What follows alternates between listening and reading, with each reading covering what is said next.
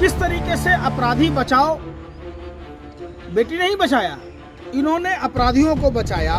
तो ये सबसे बड़ा सवाल था कि किस तरीके से इनके ही द्वारा दिया गया नारा 2014 के चुनाव में, वो चुनावों के ये देखिए कि अपराधियों के रक्षक बनकर भारत की बेटियां साफ साफ चीख चीख कर कह रही थी कि हमें इंसाफ मिलना चाहिए।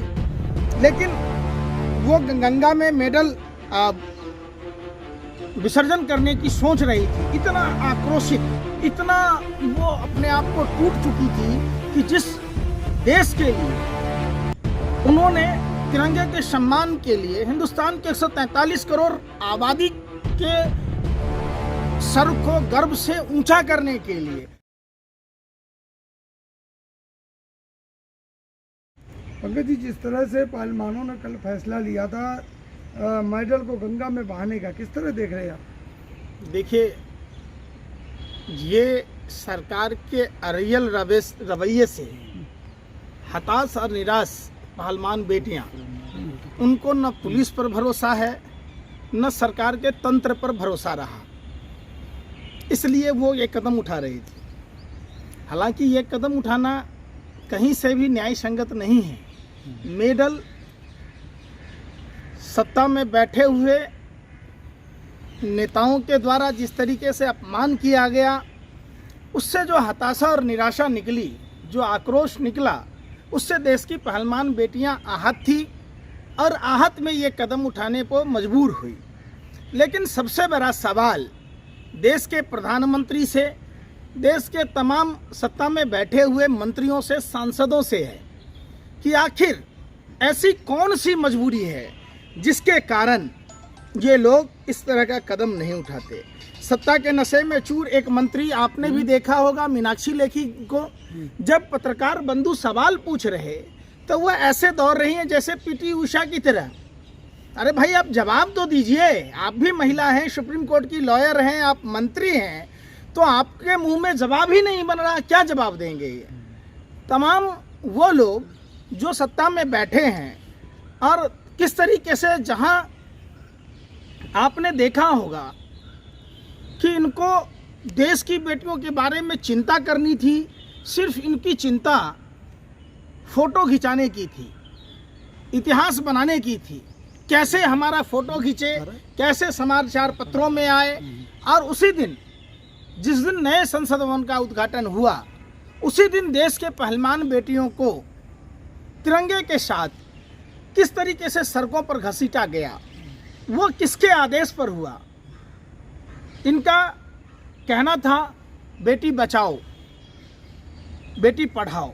लेकिन देश में अब ये साफ देखा है कि बेटियों को इन्होंने कुछ भी नहीं कहा, और तो और इन लोगों ने किस तरीके से अपराधी बचाओ, बेटी नहीं बचाया, इन्होंने अपराधियों को बचाया। तो ये सबसे बड़ा सवाल था कि किस तरीके से इनके ही द्वारा दिया गया नारा 2014 के चुनाव में, वो चुनावों के ये देखिए कि अपराधियों के रक्षक बनकर भारत की बेटियां साफ साफ चीख चीख कर कह रही थी कि हमें इंसाफ मिलना चाहिए। लेकिन वो गंगा में मेडल विसर्जन करने की सोच रही थी। इतना आक्रोशित, इतना वो अपने आप को टूट चुकी थी कि जिस देश के लिए उन्होंने तिरंगे के सम्मान के लिए, हिंदुस्तान के 143 करोड़ आबादी के सर को गर्व से ऊंचा करने के लिए किस तरीके से उन्होंने जतन करके मेडल जीता, और उस मेडल की कीमत एक अपराधी जो तिहाड़ जेल में बंद था, तिहारी, जिसके दाऊद के साथ संबंध थे, जिसने झारखंड के खिलाड़ी को थप्पड़ मारा और जिसने देश के मान सम्मान वाली, बचाने वाली बेटियां, दिलाने वाली बेटियों के साथ यौन शोषण किया, उस पर सरकार की चुप्पी। ब्रजभूषण कह रहे हैं कि मेडल फेंकने तो गई थी गंगा में, लेकिन टिकैत के हाथ में देकर के चली आई। देखिए, ब्रजभूषण कौन होता है?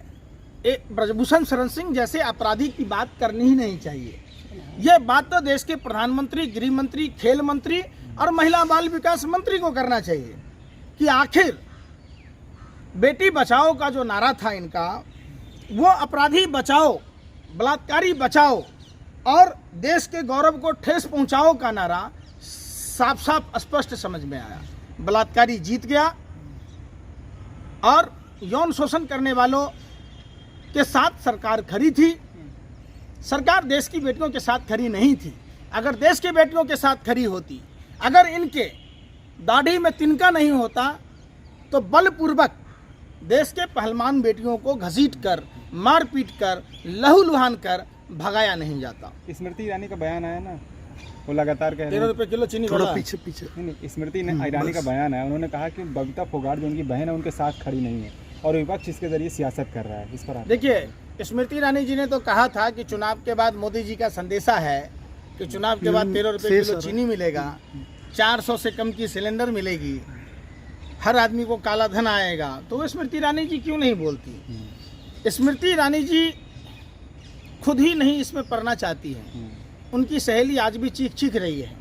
जिस सहेली ने उनको आश्रय दिया था, जिनके पति से इन्होंने शादी करके उस सहेली को दर दर की ठोकरें खाने को मजबूर कर दिया, आज भी वो सहेली चीख रही है, चित्कार रही है। तो वैसे लोगों का चर्चा उचित नहीं है। टिकैत ने जो 5 दिन का समय पहलवानों से लिया है कि 5 दिन के बाद क्या करने वाले हैं, ऐसा क्या होगा कि 5 दिन के बाद उनको देखिए, सिर्फ टिकैत जी की बात ही नहीं है। देश के हर नागरिक को, आप पत्रकारों को भी, हम जैसे देश के नागरिकों को भी, किसान मजदूरों को भी, और तमाम वो लोग जो भारत के वासी हैं, मेडल का अपमान करने वाले देशद्रोही ब्रजभूषण शरण सिंह, यौन शोषण का आरोपी जिसके दाऊद के साथ संबंध थे, उसके खिलाफ एक व्यापक आंदोलन करने की ज़रूरत है। वरना कोई भी माँ बाप अपने बच्चों को मेडल जीतने के लिए प्रोत्साहित नहीं करेगा। ये हताहत करने वाला ये बयान है, और ये बयान देश के 143 करोड़ आवाम के भावनाओं को ठेस पहुंचाने वाला है। इनको तमाम धाराओं में केस दर्ज कर सख्त से सख्त सजा देनी चाहिए। ब्रजभूषण सिंह अयोध्या में धर्म संसद करने वाले हैं, तब सारे पंडितों को बुलाकर अपने समर्थन में बात करने वाले हैं। उस पर आपकी क्या राय है? देखिए, हमारा सत्य सनातन धर्म में फर्जी साधु और साधु, हमारे धर्म शास्त्रों में आपने देखा होगा, दगीची मुनि थे जिन्होंने अपना पूरा शरीर दान दे दिया, और दूसरी तरफ कालनेमी राक्षस साधु का वेश पकड़कर, भगवा पहनकर हनुमान जी को रोकने की कोशिश की। तो जो लोग भाजपा के साथ हैं वो कालनेमी राक्षस की तरह हैं, और जो लोग भाजपा से सवाल पूछ रहे हैं अगस्त मुनि की, दगीची मुनि की तरह हैं। दोनों में अंतर है। रामायण ने साफ साफ दिखाया है। आपने महर्षि वशिष्ठ को देखा होगा, आपने महर्षि विश्वामित्र को देखा होगा, आपने महर्षि वाल्मीकि को देखा होगा। इन्होंने कभी राजनीति नहीं की और किसी राज परिवार के साथ उनके पीछे पीछे चलने का काम नहीं किया। ये वो साधु हैं ही नहीं जो सरकार के साथ चलते हैं। ये धर्मगुरु के नाम पर लानत है। मणिपुर से हजारों लोग जंतर मंतर पर बैठे हैं अपनी मांगों को लेकर। निश्चित तौर पर मणिपुर की घटना दिल को झकझोर देने वाली घटना है। आखिर सरकार, गृह मंत्री और प्रधानमंत्री कर्नाटक के चुनाव में न जाते तो हारना तो था ही, कोई फर्क नहीं पड़ता। लेकिन जो मणिपुर जल रहा था वो मणिपुर नहीं जल रहा होता। इसमें कहीं ना कहीं एक बहुत बड़ी साजिश, षड्यंत्र, प्रयोग का नतीजा है कि सरकार ने इसको दरकिनार करके क्यों रखा।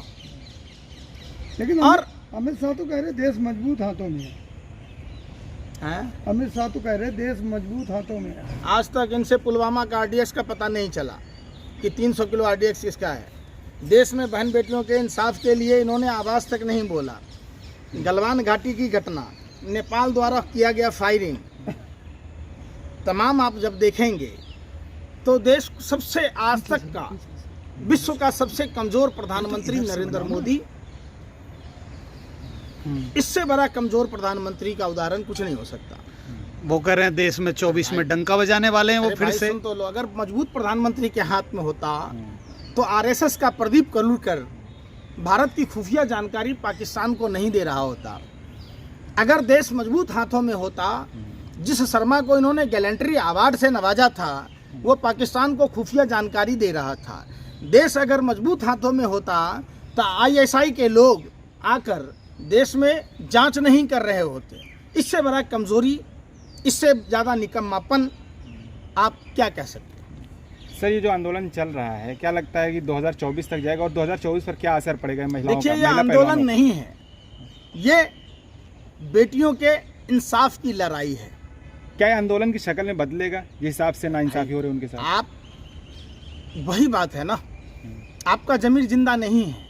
अगर आपका जमीर जिंदा होता, अगर आपके घर की बहन बेटियां होती, तब भी क्या आप यही बात कह रहे होते? तब भी आप न्याय के लिए लड़ाई लड़ रहे होते। और ये ज़रूरी है कि सबसे ज़्यादा यौन शोषण के मामले आपने देखा होगा मेघालय में, जिसको इन्होंने टिकट दिया था, उसके यहाँ 450 पौवे पाए गए थे, कंडोम पाया गया था, जेलेटिन की छड़ें पाई गई थी। उसको भारतीय जनता पार्टी के लोगों ने बनार्ड को टिकट दिया। जब आप देखेंगे महिला के साथ छेड़खानी का आरोप लगा था इनके राष्ट्रीय जोकर गोबर पात्रा, जो 12 हिंदू राव में डॉक्टर हुआ करते थे। जब उसे डॉक्टरी छोड़ दिया, जो पुई पुई करता था, ये तो हम 10 रुपये बच्चे को देंगे तो पुई पुई करता रहेगा, तो उसको ITTC का चेयरमैन बनाया गया। सोचिए, ये पूरे अगर देखेंगे भारतीय जनता पार्टी कुकर्मी लोगों का स्वर्ग है। कोई भी अपराध करके आइए, भारतीय जनता पार्टी में शामिल हो जाइए। भारतीय जनता पार्टी हमेशा अपराधियों के रक्षक के रूप में आया है। सिर्फ कुलदीप सिंह सेंगर का मामला नहीं है। अगर ये लोग कुलदीप सिंह सेंगर के साथ नहीं होते, ये अगर पीड़िता के साथ होते, तो पीड़िता के पूरे परिवार को जान नहीं गंवानी पड़ती। तो क्या आपको लगता है कि ब्रजभूषण सिंह को आप इंसाफ दिला पाएंगे इन बेटियों को? क्या ब्रजभूषण सिंह जेल जाएंगे, आपको लगता है? आप एक बात बताओ, बोगला मछली नहीं खाएगा, बिल्ली दूध नहीं पिएगा, बाघ खून नहीं पिएगा, तो आप बेतुकी ब्रजभूषण शरण सिंह क्या करेगा? ब्रजभूषण शरण सिंह खुद अपराधी है, तिहारी है, दाऊद के साथ संबंध है। उनको जेल भेजेंगे नहीं भेजेंगे? तो रहे, जांच होगी, अगर मैं गुनहगार हूं तो मुझे गिरफ्तार कर लिया जाएगा। कौन करेगा जांच? जो सरकार में बैठे लोग हैं। अगर इतना ही बात में सत्यता थी तो ये FIR दर्ज क्यों नहीं होने दिए? क्यों सुप्रीम कोर्ट को दिशा निर्देश देना पड़ा? और क्यों देश की बेटियों को महीने भर लगाया गया? ये तो 2 मिनट का काम है। सारे टेस्टिंग रामलीला मैदान में कराते, लाइव करवाते, सारी दुनिया देख लेती। अगर देश की बेटियां गलत हैं तो उनको जेल में डाल देते।